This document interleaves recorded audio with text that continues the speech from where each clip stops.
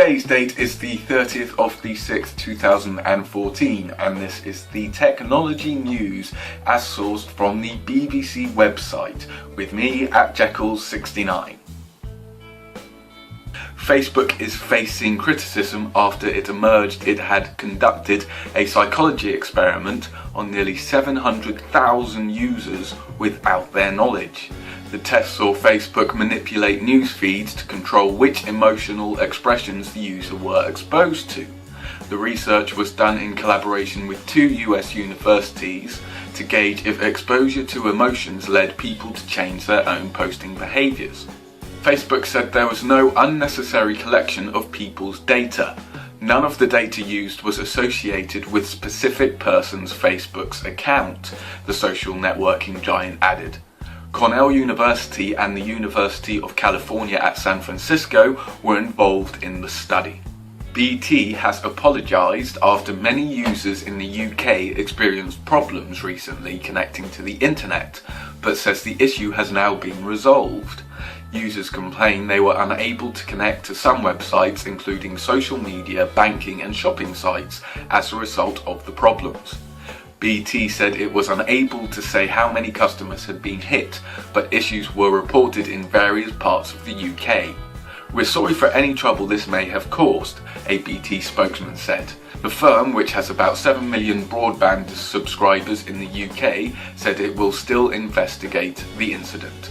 A message posted on Twitter by BT Care said, "Sorry about the issues many of you had accessing the internet this morning. Problem is now fixed. Sorry for any trouble caused." The auction of 29,000 bitcoins seized during a raid on the Silk Road internet marketplace has been completed.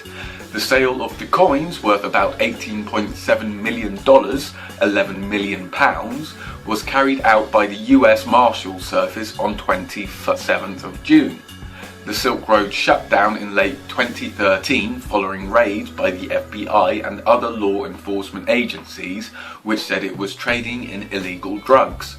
The auction ran for about 12 hours and the successful bidders are due to be notified on 30th June.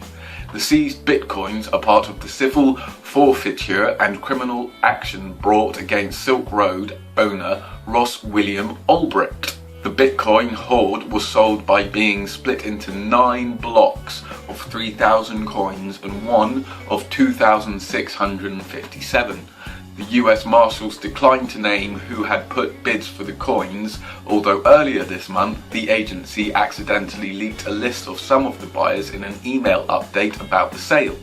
Officials at the agency wrongly addressed the email message, inadvertently revealing most of the people to whom it had been sent. The list included UK-based virtual currency payment processor Coinbase, as well as auction site Second Market and marketplace Bitcoin Shop. Another larger hoard of bitcoins, believed to be worth about $85 million, was also seized during the 2013 raid. Mr. Ulbricht is contesting ownership of these bitcoins, saying they are his personal property and are not part of the Silk Road's assets now controlled by the US government. The sale comes as California clarifies state laws governing cryptocurrencies such as Bitcoin. Until now, it has been technically illegal to buy and sell using virtual currencies. The law ends a state prohibition that requires commerce to be transacted only with US currencies. Amazon is facing a battle with UK publishers as it seeks to secure more advantageous terms in its latest round of contract negotiations. The web giant wants the right to print books itself if publishers fail to provide adequate stock, and wants publishers to match any pricing deals it offers to other distributors. One mid-sized firm accused Amazon of bullying and warned that the company was destroying the industry. Amazon has not commented on the issue. Trade magazine The Bookseller was first to report that Amazon had introduced a number of new clauses in its recent contract proposals to independent UK publishers. Facebook is fighting a US court order in which it was forced to hand over data belonging to almost 400 people involved in a benefit fraud trial. The social media site said the request was by far the largest it had ever received from a government body. Photographs, private messages and other information were supplied to a New York court last year, but the process was only made public by a judge this week. The ruling defined Facebook as a digital landlord. A judge said this definition meant the company must comply with search warrants. The original case investigated fraudulent claimants of US federal disability benefits whose Facebook accounts apparently showed that they were in fact healthy. The web giant was ordered to hand over information from the 381 accounts, which the court said contained evidence of criminality. It could now cost more to run an electric car than using fuel owing to the end of UK government subsidiaries. The Department for Transport's support for the installation and maintenance of chargers ended in April. Local councils, left to cover costs, tendered contracts out to private companies and prices have gone up. Transport Minister Baroness Kramer told You and Yours £500 million was being invested over 5 years to provide support for electric vehicle drivers. In the first 5 months of this year, nearly 2,000 electric cars were sold in the UK, more than double the sales for the same period in 2013. One of the reasons for the increase in the perception that the running costs of an electric vehicle will be cheaper than a fossil fuel car.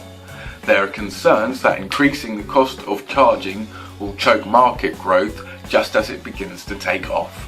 While electric cars are around £8,000 more expensive than a diesel or petrol one, the government offers a £5,000 grant towards the cost of the car and will help to install a charge system at home.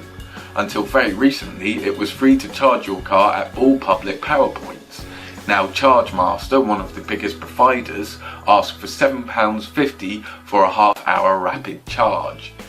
Andrew Fenwick Green, Marketing Secretary of the Electric Vehicle Drivers Association, drives a Nissan Leaf. He said a gallon of diesel from most eco-diesels will cost you £6.30 and get you around 60 miles.